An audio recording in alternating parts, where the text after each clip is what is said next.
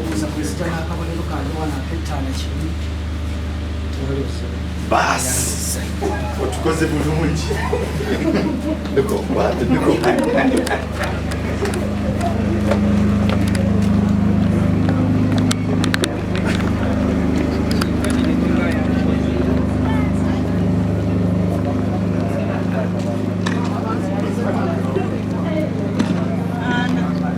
Maka.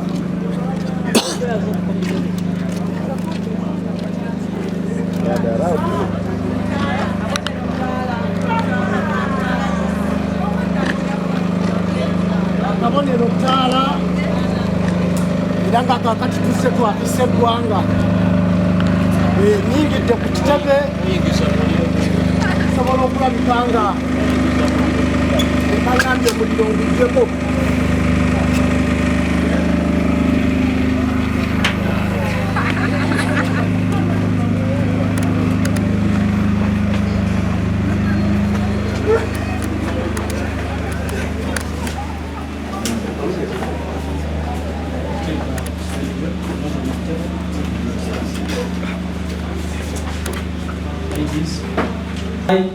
Muganzi Mark, Manager, being returning officer, Mukono Electoral District, pursuant to the Local Government Act 138, declare Nyanzi Godfrey duly nominated as a candidate to contest for election as sub-county director elected council for Namawujo Parish electoral area in Mukono District.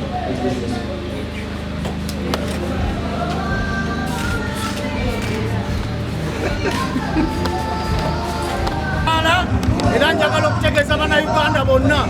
Nyanzi amaze okuwandiisibwa era ngenda kuvaayo okulaba nga buli kintu kyonna kyonna kitegeerekeka mu ggwanga mu bulambulu okwewandiisa muwedde era wenjogerera kakati nzikirizibwa okugenda okunoonya akalulu lw'ekibiina kyange ekya PPP era ng'akabonero kaakyo ttaala.